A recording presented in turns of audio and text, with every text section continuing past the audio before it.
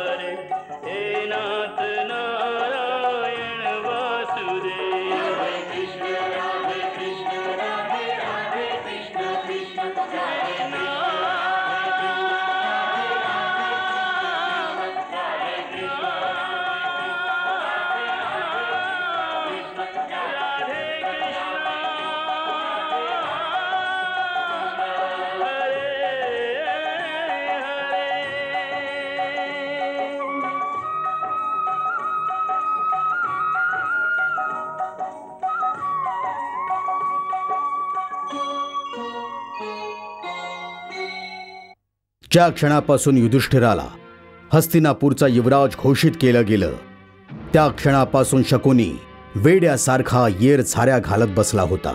वरून दुर्योधनाचे टोमणे त्याच्या हृदयात आग लावत आहेत। तुम्ही नेहमीच मला एक वचन देत आलात की काहीही झालं तरी सरते शेवटी मलाच हस्तिनापूरचा युवराज बनवलं जाईल म्हणून, परंतु मी युवराजाऐवजी केवळ राजकुमारच राहिलो आणि तुमची सगळी वचनं खोटीच ठरली, खोटीच। शेवटी त्याने एक भयानक षडयंत्र रचलं ज्यात पाचही पांडव एक साथ जळून भस्म होऊन जातील। त्याने वारणावतात एक लाक्षागृह बनवून पाचही पांडवांना या निमित्ताने माझी योजना कामास आली। भवनाच्या सर्व भिंतींमध्ये मी लाख भरली आहे, लाख। लाख? हो, लाख। अशा लाखेपासून बनलेल्या लाक्षागृहाला केवळ एका ठिणगीची गरज आहे, केवळ एका ठिणगीची, आणि संपूर्ण भवनात एक साथ आगीच्या ज्वाळा पसरतील।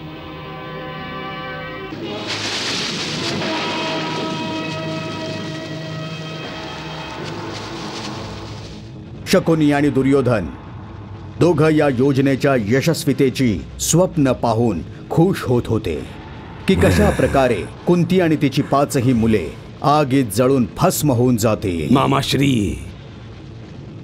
मामाश्री बघा किती सुंदर दृश्य आहे, पाचही जण जळतानाचं। मग शकुनीने अशी खेळी खेळली। या सुंदर दृश्यासाठी मी एक खेळी खेळून तर गेलो आहे। बघूया काय म्हणतंय तुझं भाग्य भाचेश्री।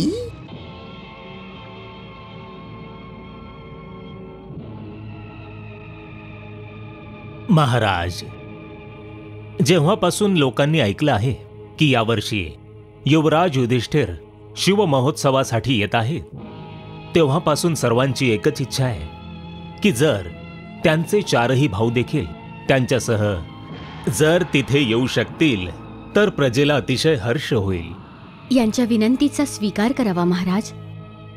आणि जर तुमची आज्ञा असेल तर मी कुंती वहिनींशी देखील बोलून घेते की त्यांनी या निमित्ताने त्यांच्या पुत्रांसोबत तीर्थयात्रा करून यावी. अवश्य देवी. माझ्या वतीने महाराणी कुंतींना देखील त्यांच्या पुत्रांसह जाण्याची अनुमती दिली जावी.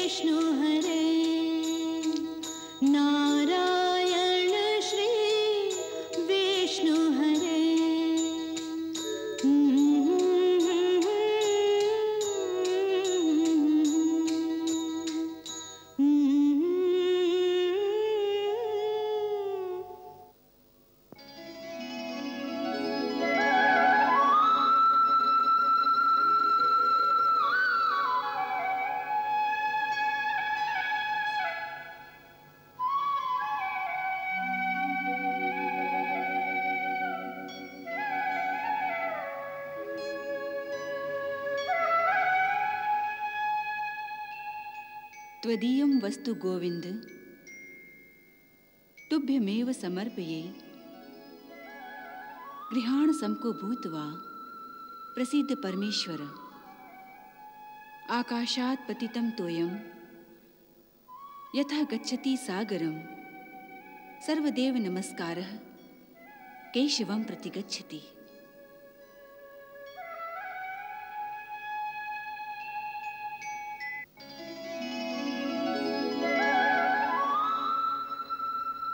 हे प्रभू, ज्या प्रकारे आकाशातून खाली आलेलं जल भले कोणत्याही नदीत पडो, अंततः ते सागरालाच जाऊन मिळतं, त्याचप्रमाणे कोणत्याही देवतेला केलेला प्रणाम अंततः भगवान श्रीकृष्णांच्याच चरणी जाऊन पोहोचतो. ओम श्रीकृष्णाय नमः. ओम श्रीकृष्णाय नमः. ओम श्री कृष्णाय नमः.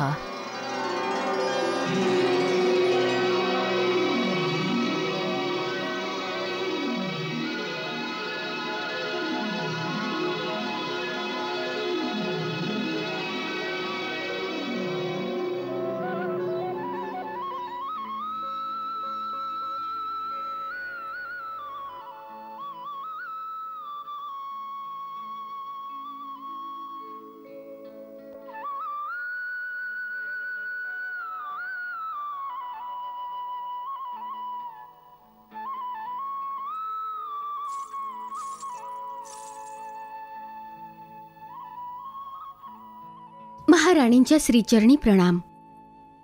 काय हवंय गोमती? तुमचे ज्येष्ठ पुत्र राजकुमार युधिष्ठिर तुमच्या पाया पडण्यासाठी आत येण्याची आज्ञा मागत आहेत. पाठव त्यांना आत. जशी आज्ञा महाराणीजी. आणि हे बघ, आजपासून युधिष्ठिर केवळ राजकुमार राहिलेले नाहीत, आता ते युवराज झाले आहेत. त्यामुळे त्यांना युवराज म्हणत जा.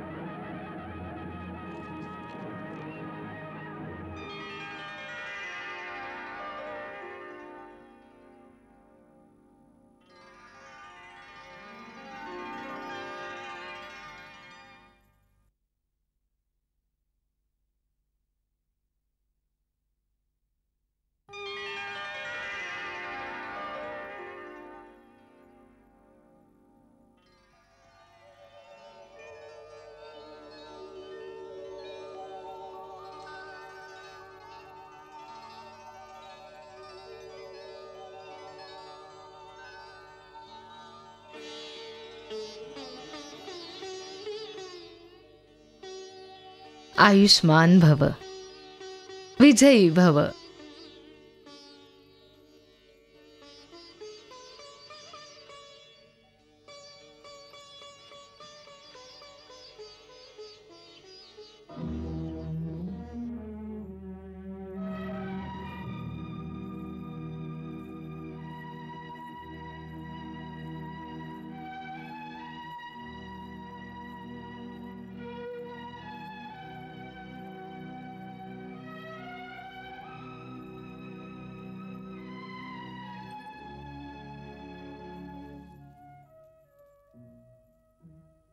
बोला युवराज युधिष्ठिर, राजकारणात मन लागत आहे की नाही?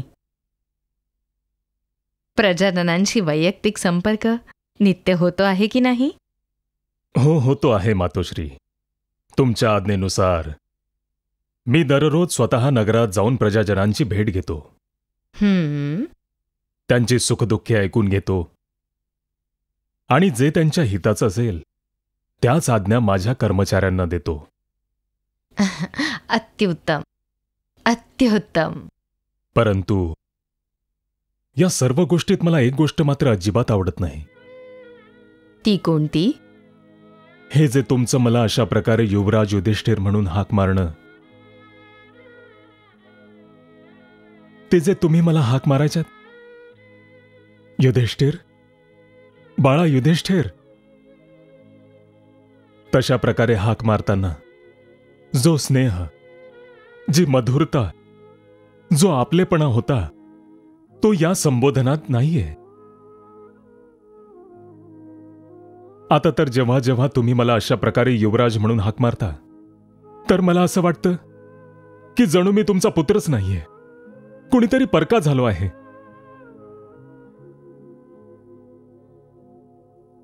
हो, असं काहीच आहे आणि असं असलंच पाहिजे. परंतु का?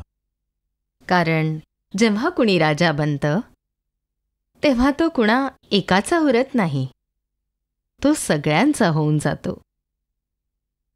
त्याच्यावर त्याच्या सर्व प्रजेचा एक समान अधिकार होऊन जातो आणि त्याचा देखील हाच धर्म आहे की त्याने ही गोष्ट विसरून जावी की कोण त्याचा आपलाय आणि कोण परका.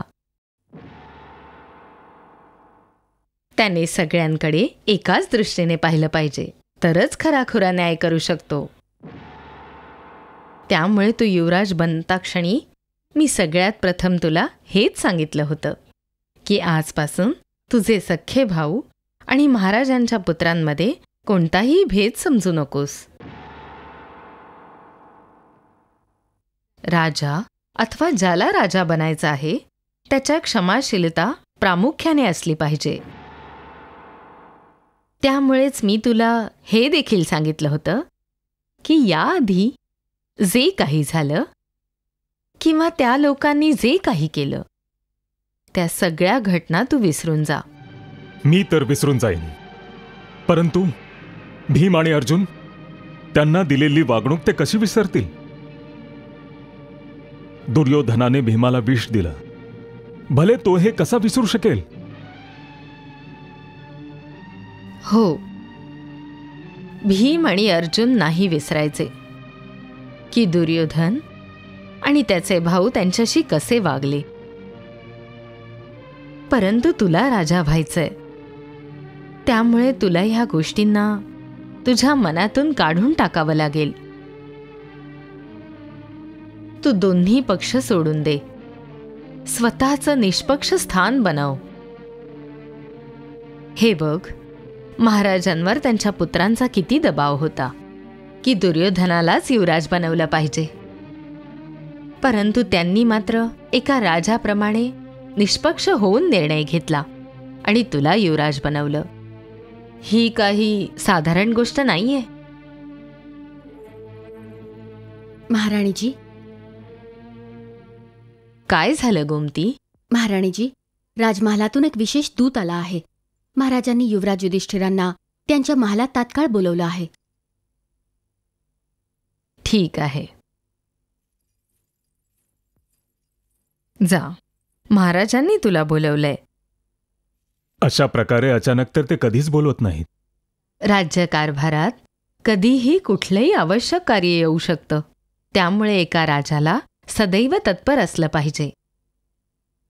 तसं यावेळी ज्या कार्यासाठी त्यांनी बोलवलंय त्याचा मला काहीसा अंदाज आहे. काय? वर्णावत तीर्थक्षेत्री शिवपूजेचा महोत्सव येतोय. एका जुन्या परंपरेनुसार त्या सुमारास राजाला तिथे जाऊन पूजेत सहभागी व्हावं लागतं. तुझे पूज्य पिताश्री दरवर्षी तिथे जात असत. खूप आनंद वाटत असे. त्यामुळे महाराज तुला बोलवत असतील. जर तेच असेल तर त्यांच्याकडे माझ्याकरता देखील अनुमती माग. मला पण खूपदा वाटतं तिथे जावंसं. ठीक आहे मातोश्री, आता आज्ञा द्यावी.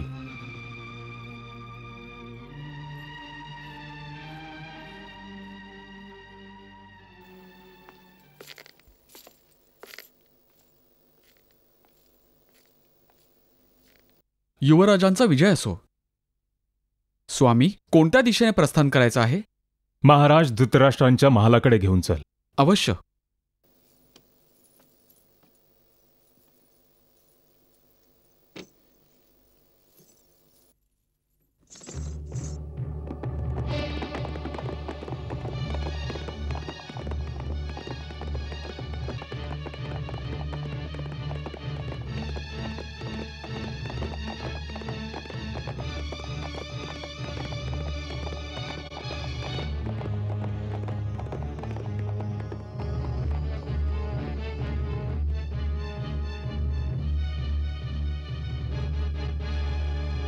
अर्जुन, युधिष्ठिर दादा इतक्या सकाळी कुठे निघालेत?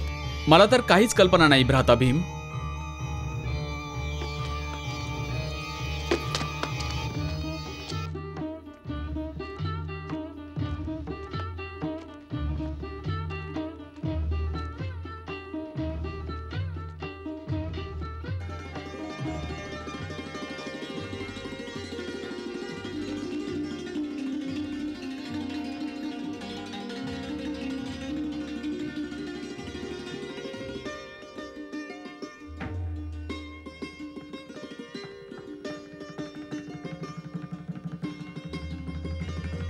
भीम, अर्जुन, नकुल, सहदेव, आयुष्यमान भव.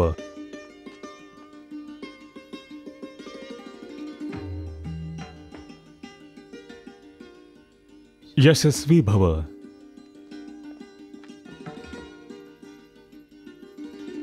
दीर्घायू भव. युधिष्ठिर दादा, ही वेळ तर तुमची मातोश्री बरोबर वार्तालापाची असते. मग आज कुठे निघालात तुम्ही? मी मातोश्रींकडेच गेलो होतो, परंतु तिथे अचानक महाराजांचा संदेश आला की काही कारणाने त्यांनी मला तात्काळ बोलवलंय. त्यामुळे त्यांच्याच सेवेत चाललो आहे. एखादं आवश्यक कार्य असलं पाहिजे जे इतक्या सकाळी महाराजांनी त्यांच्या युवराजांना चर्चेसाठी बोलवलं आहे. असंच काहीसं वाटतंय. परंतु तुम्ही चौघे भाऊ अस्त्र शस्त्राने सुसज्ज होऊन कोणत्या कार्यासाठी निघाला आहात? युधिष्ठिर दादा, आज भीम भ्राताश्रींनी आम्हा सर्वांना आमच्या अस्त्र परीक्षेसाठी बोलावलं आहे. आज आम्ही सगळे आमची परीक्षा द्यायला चाललो आहोत. भीम, ही अचानक परीक्षेची गरज का बरं भासली? हे अचानक नाहीये युधिष्ठिर दादा. वास्तवात प्रत्येक योद्ध्याला दर दिवशी त्याच्या अस्त्रशस्त्रांचा अभ्यास करतच राहिला पाहिजे. त्यामुळे आपण दररोज अभ्यासच करत असतो.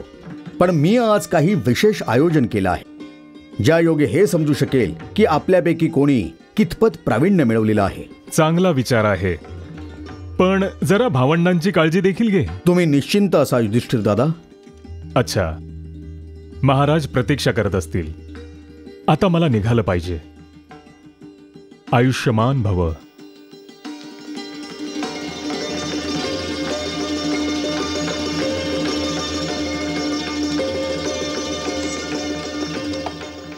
चला.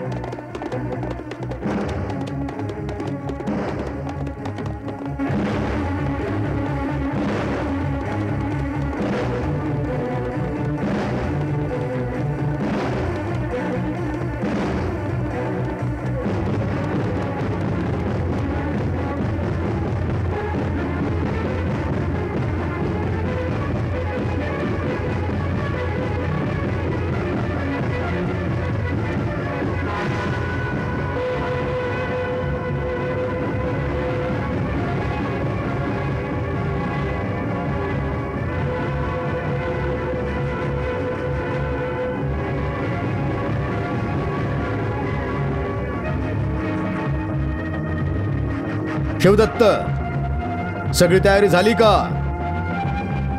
होय स्वामी, सगळी तयारी झाली आहे. चांगलंच आहे. जर कुणाला अपघात झालात तर उपचाराची सर्व तयारी ठेव. होय स्वामी, सर्व प्रकारची तयारी आहे. चांगलं आहे. आज सगळ्यात आधी सहदेव, तुझी परीक्षा होईल. आज्ञा द्यावी भ्राताश्री. मला काय करावं लागेल? तो जो शेवटचा पुतळा आहे ना, वेगाने घोडा दौडवत नेत तू त्याच्या डाव्या बाजूने जाशील आणि उजव्या हातातील तलवारीने त्याचं धड मध्यभागातून कापत निघून जाशील. होय भ्राताश्री.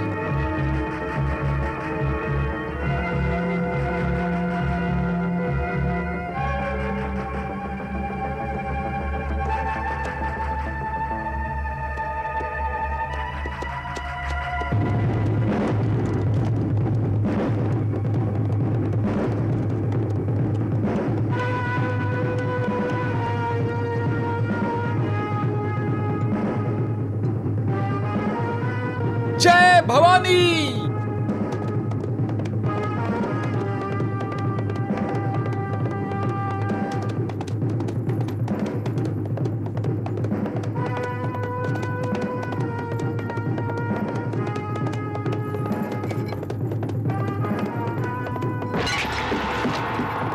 वाह, उलट्या हाताचा वार सुद्धा इतका शक्तिशाली. वा सहदेव, अति सुंदर.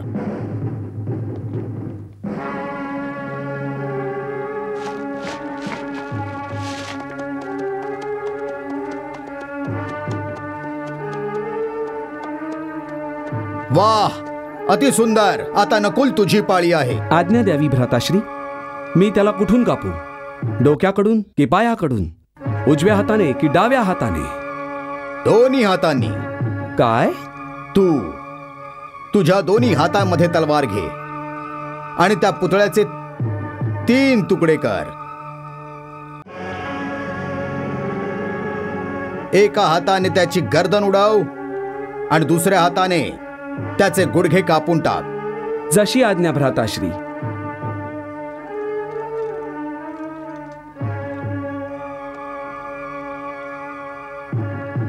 तलवार दे सहदेव. हे घ्या दादा भीम.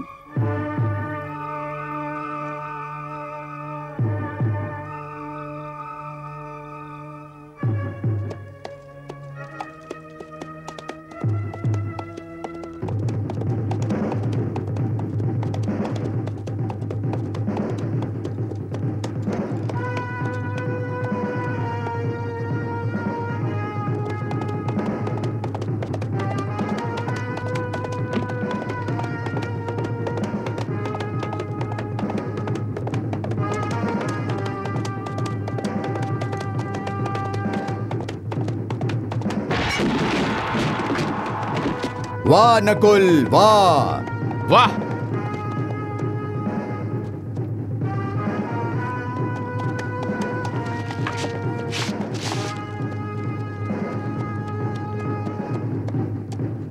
वाह नकुल, वाह. तुझ्यासारखा तलवारबाज आज दुसरा कोणी नाही.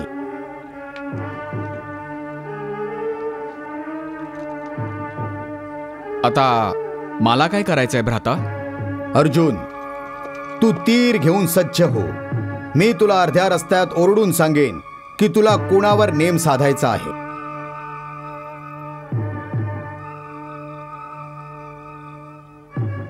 ठीक आहे.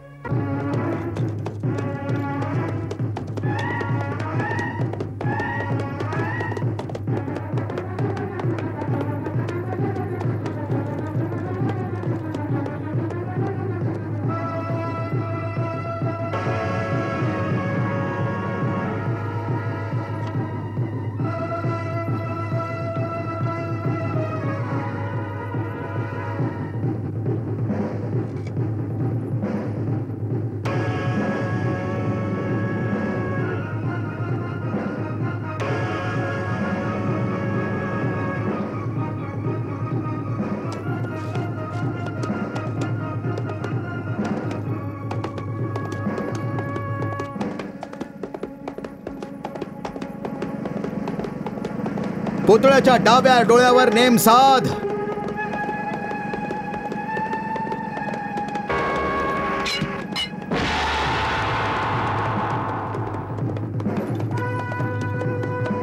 वाह अर्जुन वाह.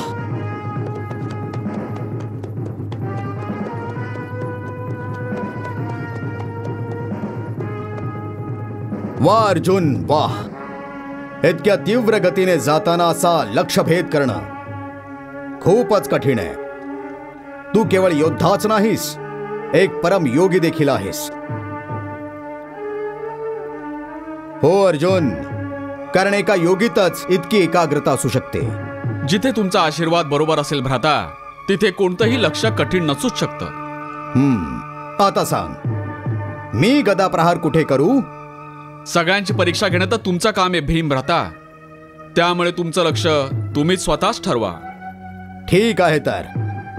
शिवदत्त, बोला स्वामी. त्या पुतळ्याला 4 हात अजून उंचीवर नेऊन ठेव. जशी आज्ञा.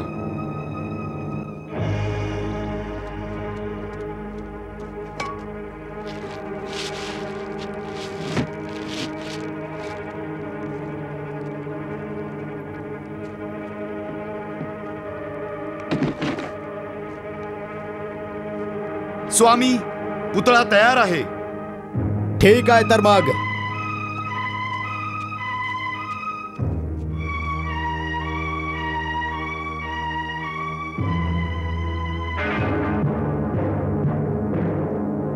आता मी माझ्या गदा प्रहाराने याचं डोकं फोडून टाकतो. परंतु भीमदादा, हा पुतळा तर खूप उंच झाला आहे. तिथपर्यंत तुमचा हात नाही पोचू शकणार. आता बघ माझा हात कसा पोचतो ते.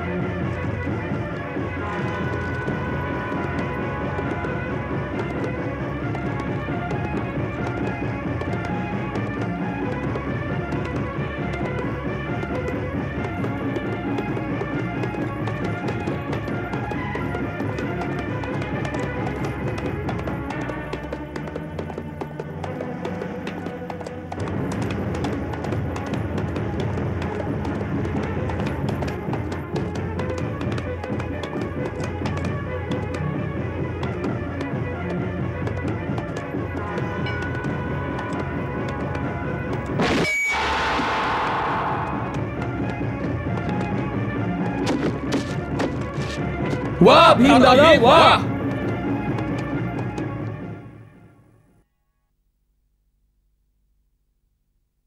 वारणावताच्या प्रजाजनांची खूप इच्छा आहे की तू तुझ्या 4 भावंडांना देखील अवश्य घेऊन जावस.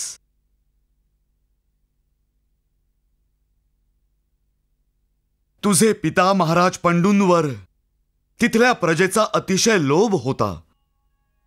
त्यांना तुम्हा 5ही भावांच्या दर्शनाची खूप आस लागून राहिली आहे. त्यामुळे तू अर्जुन, भीम, नकुल, सहदेव यांना बरोबर घेऊन अवश्य जावस. होय तातश्री, तुमच्या आज्ञेचं अवश्य पालन केलं जाईल. आणि लक्षात ठेव, युवराज बनल्यानंतर प्रथमतःच तू एका तीर्थस्थानी जात आहेस. तेव्हा तिथे गेल्यानंतर एका राजाप्रमाणे मोकळ्या हाताने दान धर्म कर. इतका की मग सर्व नगरात कुणाला अजून काही मागायची आवश्यकताच उरणार नाही. एका गोष्टीचं भान ठेव, राजाची शान त्याच्या सैन्य शक्तीच्या प्रदर्शनाने ठरत नसते. उलट पक्षी राजाची शान या गोष्टीवर ठरत असते की ज्या नगरात राजाचा वास असेल तिथे रात्री कुणीही प्राणी उपाशी झोपता कामा नये. होय तातश्री.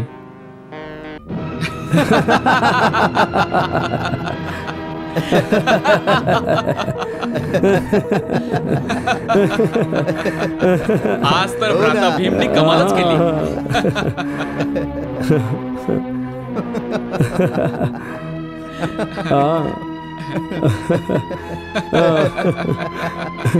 प्रणाम मातोश्री. आयुष्यमान भव.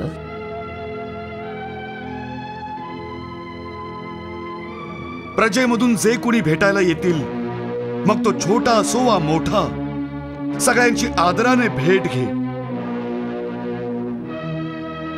सर्वांशी असा व्यवहार ठेव की कुणीही तुला त्यांचं म्हणणं ऐकवताना ना संकोच करेल ना घाबरेल.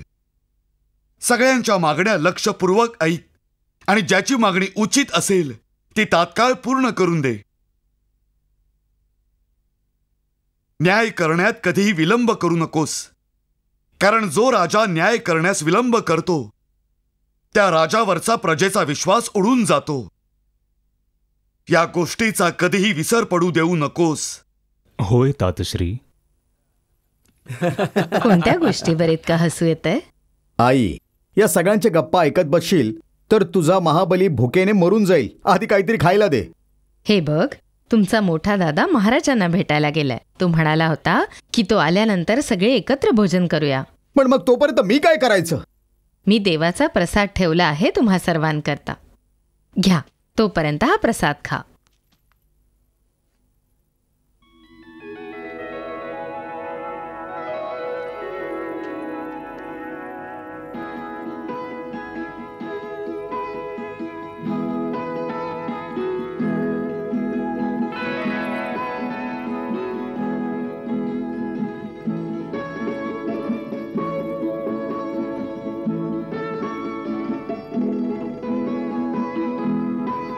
आई, यानं तर एखादं केळ सुद्धा पुरेल ना? हे बघ भीम, मी प्रत्येक खायच्या पदार्थामधून अर्धा भाग तुला देते आणि बाकी ह्यांना वाटून देते. त्यामुळे ह्याहून अधिक नाही मिळायचं.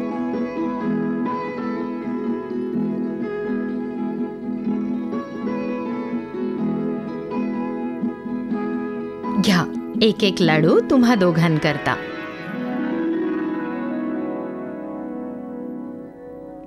आई, हे काय? या दोघांना प्रत्येक वेळी वेगळा लाडू देते? या दोघांना गोड अतिशय आवडतं, त्यामुळे लाडू केवळ यांनाच मिळतील. तू या दोघांवर इतकं प्रेम करतेस की कधी कधी मला ईर्ष्या होते. जणू हे दोघे तुझे पुत्र आहेत आणि आम्ही परक्याची मुलं आहोत. हे बघ, जे लहान असतात ते आईला सर्वाधिक प्रिय असतात. त्यामुळे या दोघांचा अधिक अधिकार आहे माझ्या प्रेमावर. आणि तू सुद्धा यांची विशेष काळजी घेतली पाहिजेस. तुझ्या वाट्यातला अर्धा भाग यांना दिला पाहिजे. परंतु आई, भीमदादा सदैव उलटच बोलत असतात की तुम्ही छोटे आहात, त्यामुळे तुम्ही आमचं अमुक काम करा, आमचं तमुक काम करा. छोट्यांनी मोठ्यांची सेवा केली पाहिजे, सेवकांप्रमाणे. हे बघ, जे छोटे असतात ते मोठ्यांचे सेवक नाही, त्यांचे लाडके असतात. हे बघ भीम, ह्यांच्याकडून काम करून घ्यायचं नाही. अच्छा, थोडंसं काम काय करून घेतलं तर इतकी मोठी तक्रार करते. आणि हे विसरून गेले आई की हे दोघे जेव्हा थकून जातात तेव्हा या दोघांना माझ्या पाठीवर घेऊन कित्येक दूर पर्यंत मी त्यांना घेऊन जातो. आता नदीवर फिरून आणलं मी. मग असं करून उपकार थोडी करतोस. हा तर मोठ्या भावाचा धर्म आहे. मोठ्या भावाचा धर्म काय केवळ माझ्याकरताच बनलाय? अर्थात असं की जे सगळ्यात मोठे भाऊ आहेत युधिष्ठिर दादा, काय त्यांचा काही धर्म नाहीये का? त्याने काय केलंय? मला ठाऊक आहे काय अपराध आहे त्यांचा. काय? की त्यांनी महाराजांशी बोलताना इतका विलंब केला आहे की त्यांना त्यांच्या छोट्या भावाच्या भुकेची देखील काळजी नाही. मला सांगितलं गेलं होतं की तिथला राजमहाल जुना झाल्या कारणाने जीर्ण अवस्थेमध्ये आहे. त्यामुळे मी आदेश दिला होता की तुम्ही तिथे जाण्यापूर्वी त्याची डागडुजी केली जावी. कालच वास्तुकारांनी सूचना पाठवली आहे की डागडुजीचं सर्व काम पूर्ण झालं आहे. आता तुम्हा लोकांना तिथे कोणत्याही प्रकारची असुविधा नाही होणार. त्यामुळे आता जाऊन यात्रेच्या तयारीला लागा. जशी आज्ञा तातश्री. तातश्री, जर तुम्हाला उचित वाटलं आणि जर तुमची आज्ञा असेल तर आमच्या बरोबर माता कुंतींना देखील नेऊ शकतो का? अवश्य, परंतु आधी त्यांना विचारून घ्या. जर त्यांची इच्छा असेल तर आमच्या वतीने अनुमती आहे. अभिनंदन भाग्यश्री, अभिनंदन, अभिनंदन तुझं. जेव्हा भाग्याला फळफळायचं असतं तेव्हा सारे फासे आपोआपच सुलटे पडू लागतात, आपोआपच. एक गोष्ट तर तुझ्या पिताश्रींनी अशी काही सांगितली की आपली माणसं गर्भगळीतच झाली. त्यांना असं वाटलं की सर्व योजना फसलीच बहुधा. परंतु अशा वेळी गांधारीचा मूर्खपणा आपल्याला उपयोगी पडला. ती असं काही बोलली की महाराजांनी 5ही पुत्रा समवेत कुंतीला सुद्धा पाठवून दिलं. चांगलंच आहे, चांगलंय. यामुळे सर्व पांडव वंशाचा विनाश एकत्रच होऊन जाईल. संपूर्ण पांडव वंश एकत्र जळून भस्म होऊन जाईल. याला म्हणतात भाग्याचं चक्र. बिचारे पांडव. हो भाचेश्री, बिचारे पांडव.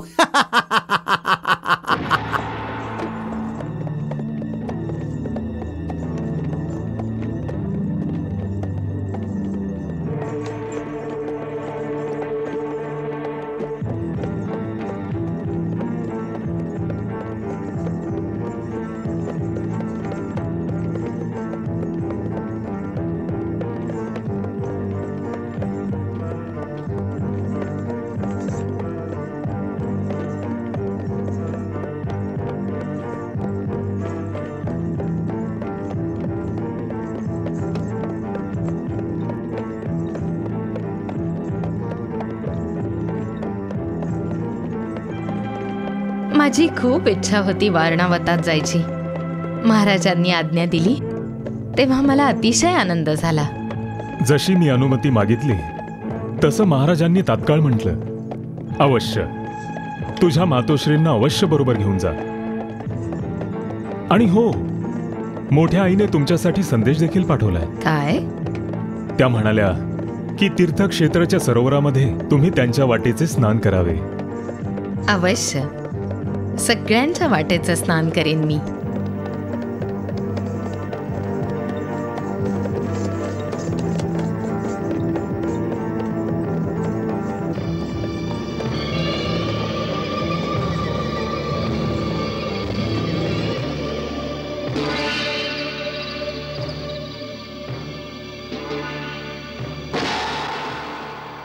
मूकं करोति वाचालं पंगु लंघयते गिरिं यत्कृपातमहं वन्दे परमानंद माधवम.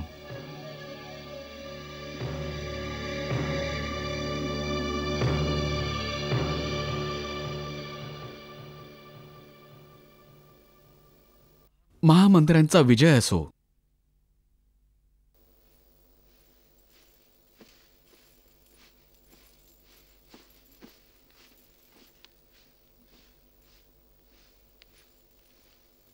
काय आहे?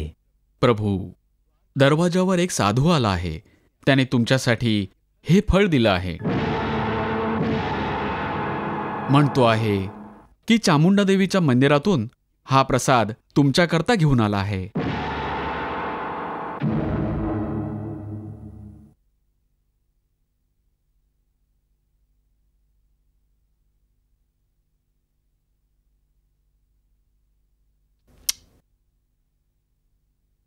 जे साधू इतक्या दुरून देवीचा प्रसाद घेऊन आले आहेत त्यांना आदराने अंगणात बसवून भोजन वाढ.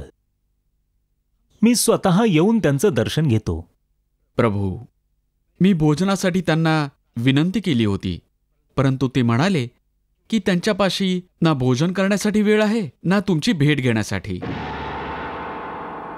त्यांना खूप घाई होती.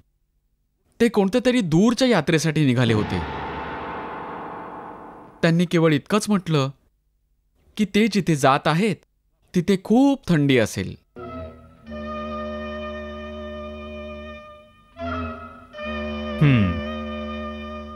वस्त्र भांडारातून गरम पांघरून आणून त्यांना भेट दे आणि माझ्यातर्फे शुभकामनेचा संदेश देऊन सांग की तुमची यात्रा सफल व्हावी. जशी आज्ञा.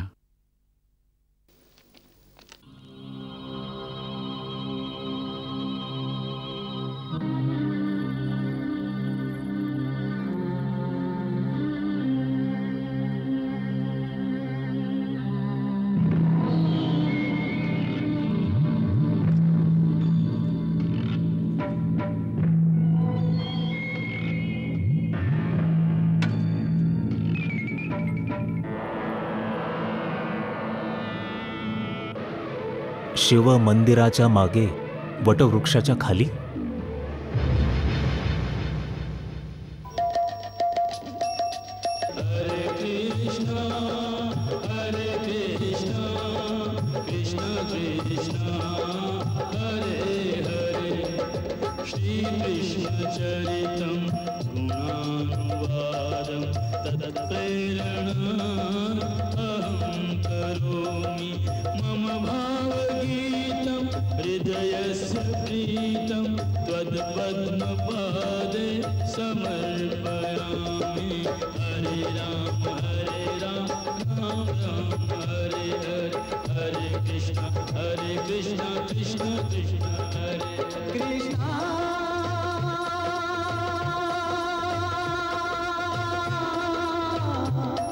Krishna